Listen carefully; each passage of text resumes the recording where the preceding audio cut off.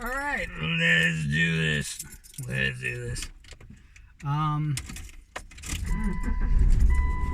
Yeah. Ooh, I am hot stuff.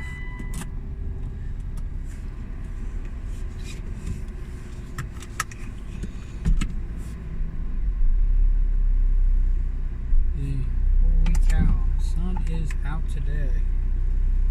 So we're gonna put on the sunglasses. The future is so bright, gotta wear shades. I am definitely in these shades. I am definitely. Wow, they're hot too. Ooh. I'm still in like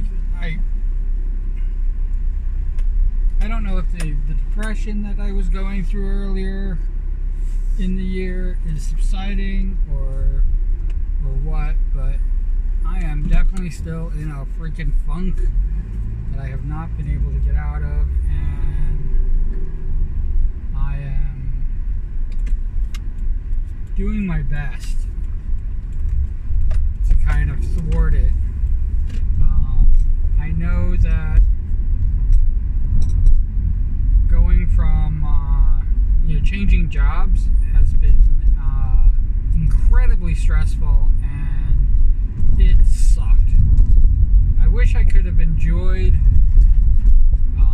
and I did at the end, but it still was kind of like, nerve-wracking, and it was a fuck ton of work for no reason.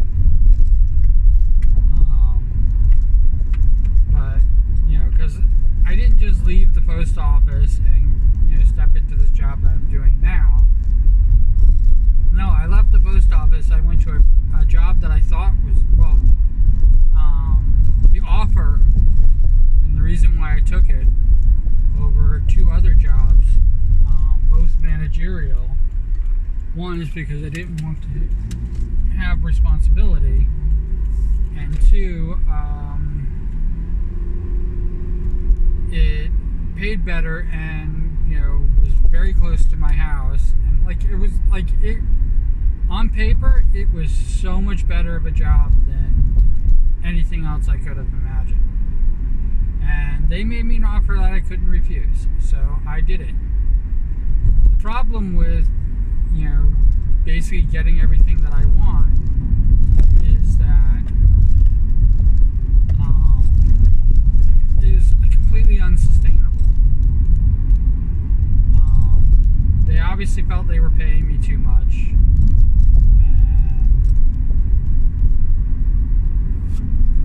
and it really didn't get me. It really wasn't a step up from the post office financially. It was literally like a sidestep, but just a much better atmosphere, I thought.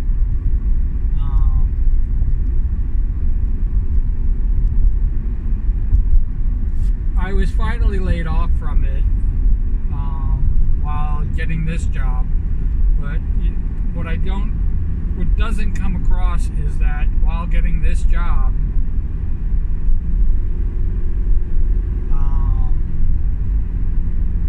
the job that I currently have, I went through so many other interviews and talks and resume rewrites and all this other bullshit that just was a fucking big, huge, colossal waste of time. And the reason it felt like a big, huge, colossal waste of time is because the post office was supposed to be my last job. I was supposed to put my time in and be done with it. And that's where I was going to retire. I wasn't going to stay longer than I had to. I was just going to retire. And they fucked me over. I mean, I can't even describe it any other way than that. The post office fucked me over. Fucked me over so bad that I had to leave. That I could not be there anymore. And yeah, everybody, they kept telling me that, what they were saying was not true. But, you know what? They made a lot of promises to me, and none of them were true. And when they told me they were going to take things away from me, every single time they said they were going to take something away from me, they did, and it came true. So why would their last bit of, fucking bullshit come true? And why would I feel protected by a union that's basically freaking inept at best?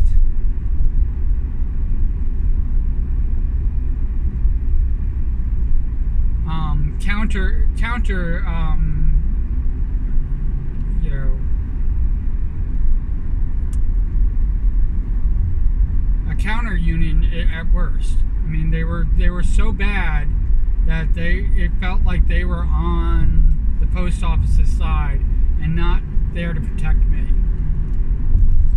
Ever. I basically had to fight for my life when it was their fault. They were taking money from me. They were pushing me out illegally. They were making me do things that were against my freaking contract that the union created. But instead, I was fighting for my life and my job and my position. And every step of the way, they kept taking a little bit more, a little bit more, a little bit more. Until finally they took so much that they had people getting hired that were making more money than me. New hires that were making more money than me. And I was there for 9 years.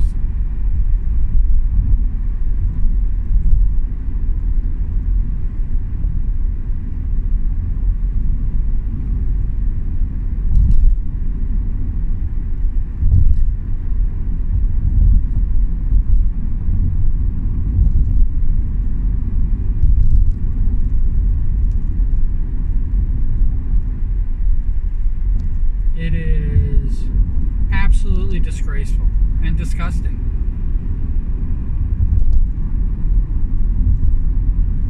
To say the very least.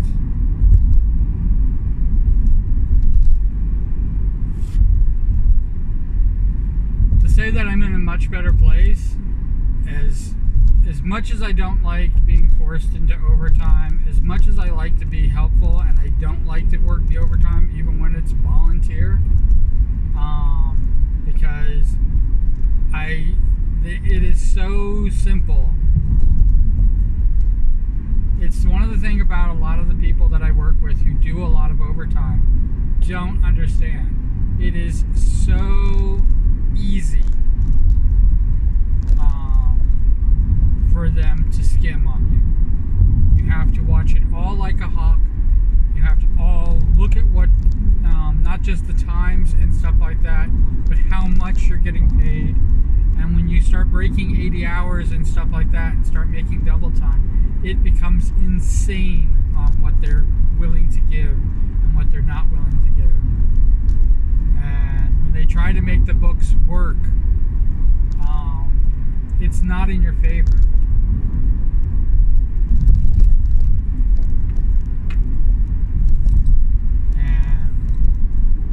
I don't know if now they're realizing that that's true and they're pushing to get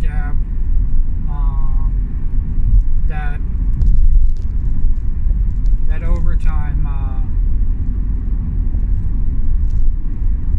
They're pushing to get that overtime, basically turned over.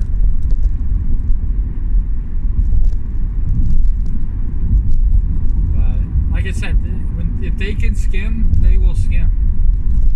They don't have to pay you time and a half, they won't. I mean, it really does boil down to that. Even if it's owed, even if it's the right thing to do, they will not do that.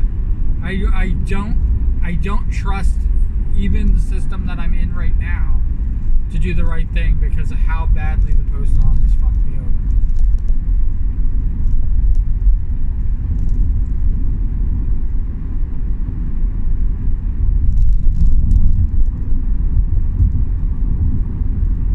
Yes, the United States Post Office screwed me over. And I am a disgruntled ex-worker. Yay. Because if I was still working for the post office, I would have a gag order on me, and I wouldn't be able to talk about this. Just like every other disgruntled freaking postal worker out there that's dealing with this bullshit. They think that everything's working fine because nobody's complaining. Or the public doesn't know what's really going on. And since the public doesn't know, then it must not be going on. I mean, really, they think that way.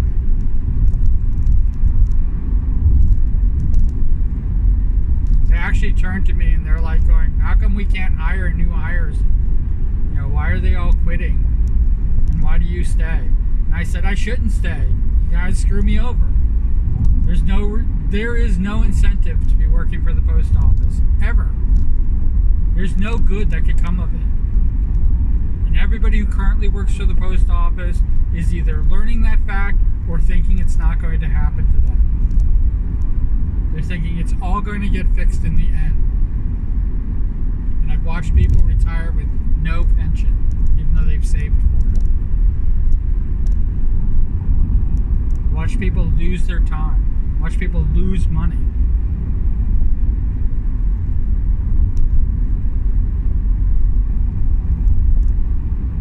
To the point where they can't retire. System is built against it. Against people. And the reason I'm talking about this like this is because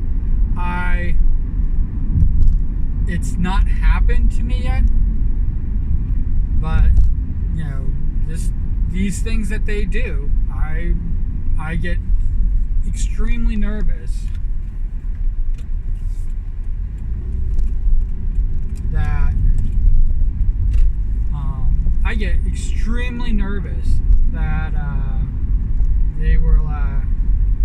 it will basically backfire in my face.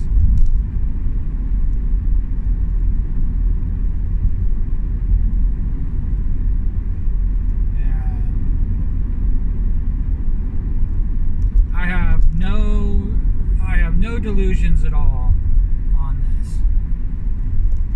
The job I do is hard. It is very physical, and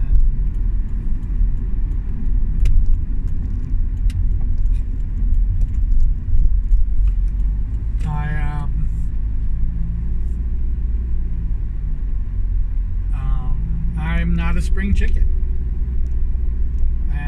I am literally banking on the fact that I've done hard labor for years and years and years, and that I've been able to keep up. But the truth of the matter is that I'm achy, I'm tired, and I didn't think I would be in this position at this stage in my life.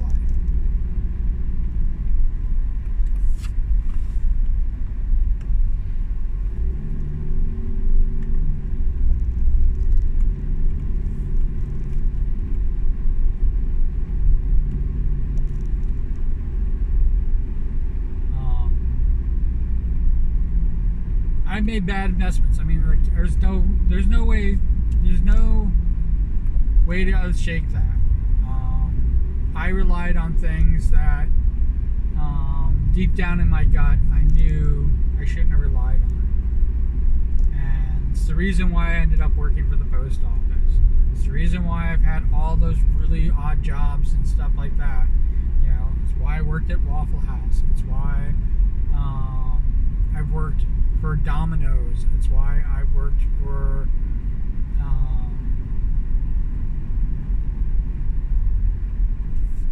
I'm trying to think. I had so many different jobs. It's why I worked in supermarkets, several.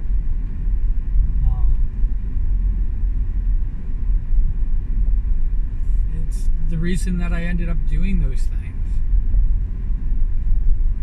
It's because the thing that I wanted to do, I was no longer able to do it.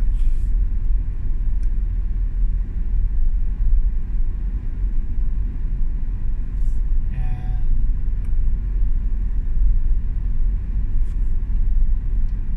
it's the basically the harsh reality of the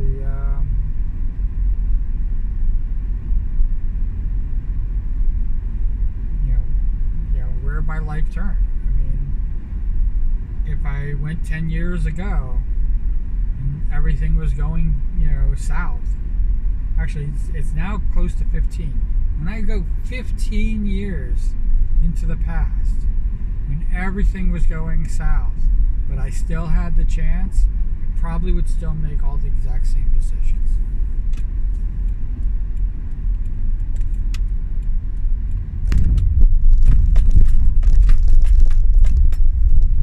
It really sucks to say it that way. I made the best decisions that I could with the information that I had at the time. And everything cycles. Everything cycles through. Practical effects will come back. My problem with the fact that practical effects didn't come back soon enough for me. But I'm not the one that's going to be doing practical effects anymore. It became very apparent.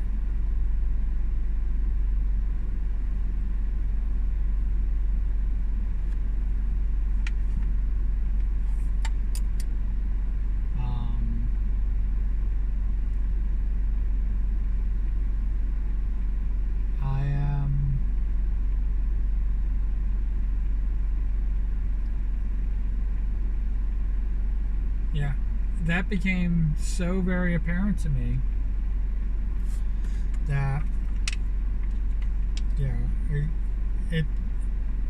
it basically took me the 10 years to realize that I need to give up on it.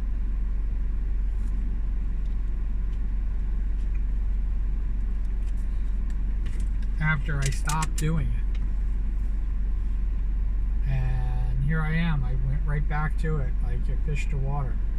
But the good news about it is I'm learning new stuff, and that has always been something that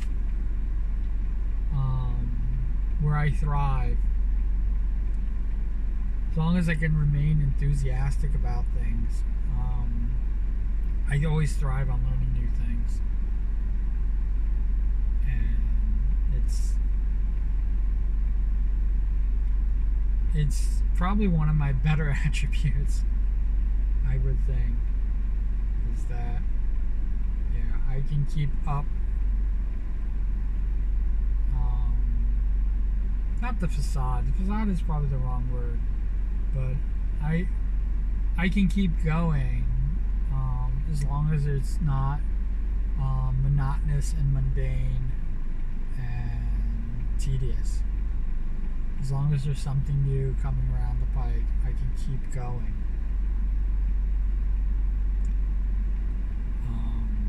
It was really, I have to say, in 2008, when everything was literally going to shit, I thought I could hold out. I thought I had enough money. I thought I just need to sell a few things and get my head on straight, and in a few weeks, even a few months, everything will be back to normal again. And when all the money ran out, and I was borrowing money so that I could rent a truck and then travel across the country, back to the East Coast, basically with my tail between my legs and admitting defeat. That is really where everything collides. And I always say that no matter what, because I always talk about the money that I lost and the money that the money that never was paid and the money that never changed hands, and all this income that I could have done, I would have spent it under the belief that everything would have been fine. And in 2 years time, 2 years after I just so you know, I tried to keep back into it. I had no money. I thought I was starting over again. I decided to start from scratch and build myself back up. Because I had nothing. In that time when I had basically nothing, it doesn't matter. It doesn't matter whether I had, even an extra $1 million to my name. I would have spent it, and I would have been right back in that position. Maybe a week, maybe 2 weeks, maybe even a month later. But 2 years, I worked really hard on trying to get back in there.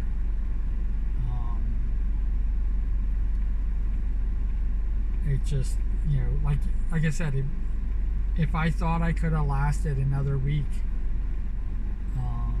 in California, I would have stayed there. If I had the money for another week, I would have stayed. And another week would not have made a difference. So any money that I could have made, and it could be any amount, I would have spent it. I would have burned right through it, trying to get back to where I was, trying to hold out.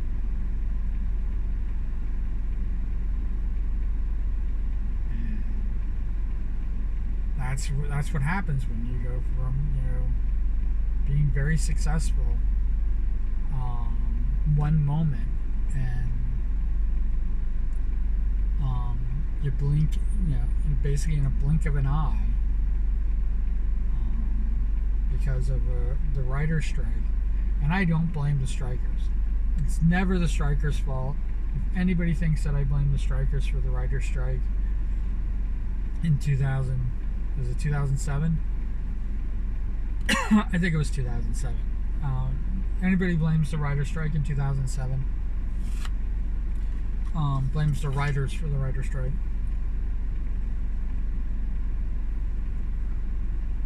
They're a fucking moron. Studios, people that got the money. You have the money, just pay it. Just pay them the money that you owe them. It's not that difficult. It won't even hurt your bottom line. It won't even hurt the commissions that you're paying out to your investors. Even if you're losing money, it still won't hurt the money that you're paying out to your investors.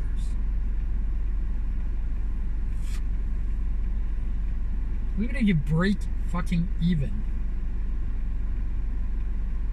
Like, people don't realize that. Like, when a movie breaks even, there is a little bit more, there's actual profit made. Just use that profit. Who cares? You broke even. Everything's a zero-sum game. Who cares? Nobody's gonna care about $3 more and all your investors and everything like that. They're not gonna care about that. But you could have paid the writers that. You could have taken a loss on the movie until it broke even. I mean, this stupid fucking shit. Just pay them. Just pay them. Pay them what they're worth. They're worth a lot more than what you could pay them. So pay them. Pay them what they're asking for.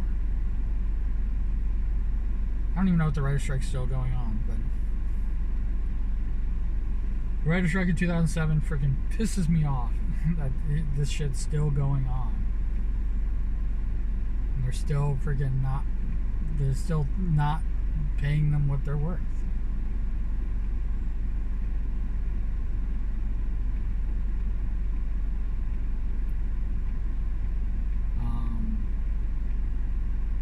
And it's going to keep things like Beyond the Spider-Verse and other movies from getting made because of this.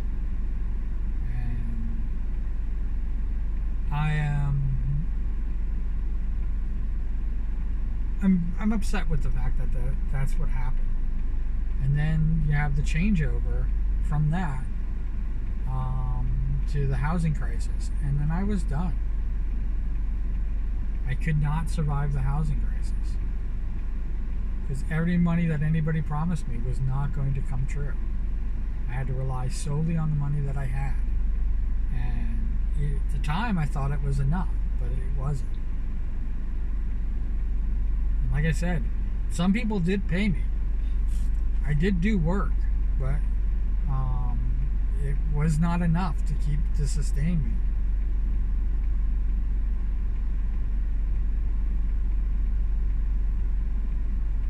So every if everybody paid me and then it all dried up, I still would have nothing.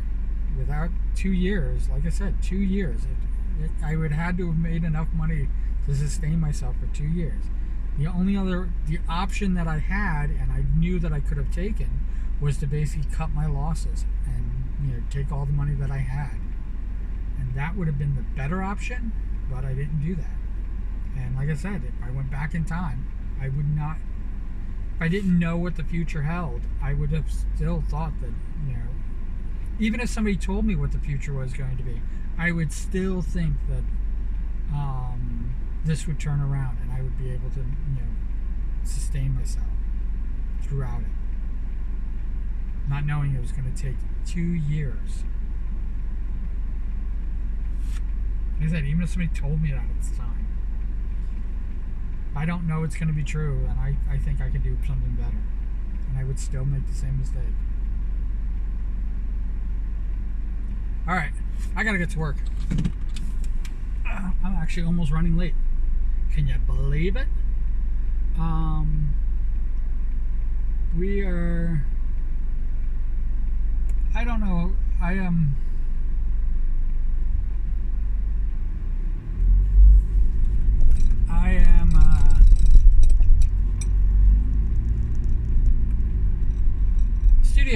The studio is taking a lot more work.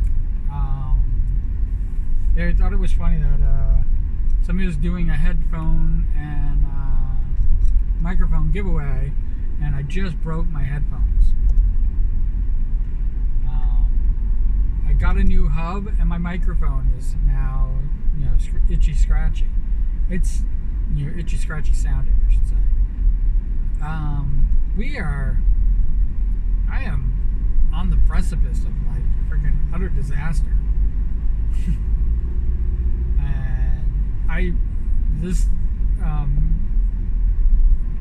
I don't think I'm going to win it, but the good news about it is it gives me an idea of what direction to go in. That maybe it's time that I need to upgrade and I need to put aside money and get these things done, so that when I finally set up the studio,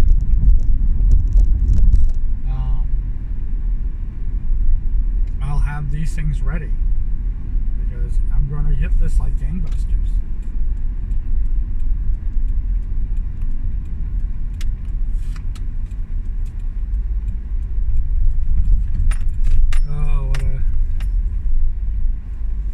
It's going to be interesting. It's all going to be interesting.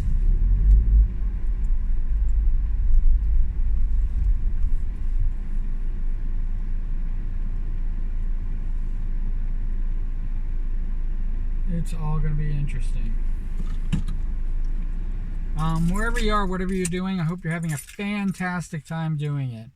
I hope that everything is going swimmingly for you, and you don't, like my rant about what happened in 2008, 15 years ago. I hope that never happens to anybody. I don't even wish that upon my enemies. It was rough. It was very scary, and it sent me spiraling into a very deep depression.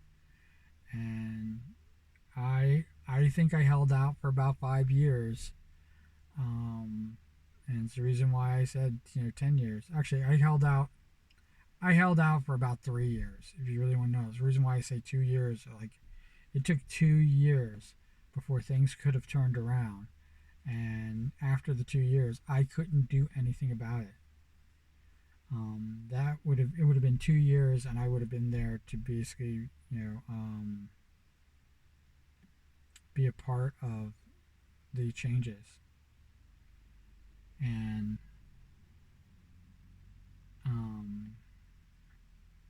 that were happening at the time, and be in the forefront of like what the new landscape in California looks like. But I wasn't, and I've been out for so long. I don't even think I could ever get back in. And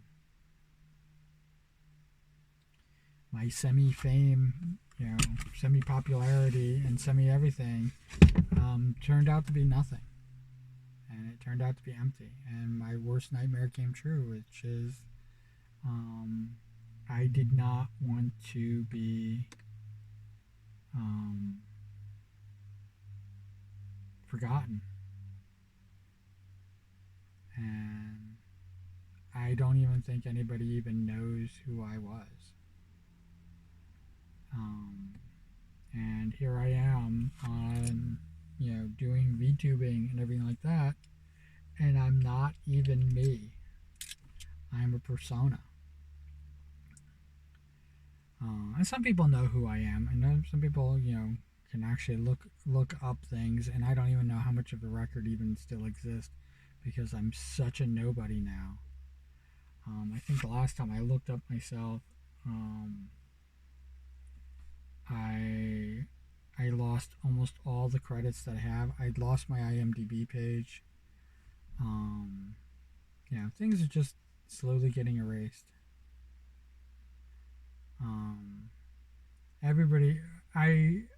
The big lie that most people tell you is that if you put it out on the internet, it'll be there forever, and it won't be. I think it'll last about 10 years, maybe a little bit longer. If you don't touch it, you don't leave it alone. I have videos here on YouTube on another account that are now 12 years old, and they're still there, but I don't know, eventually it'll go away.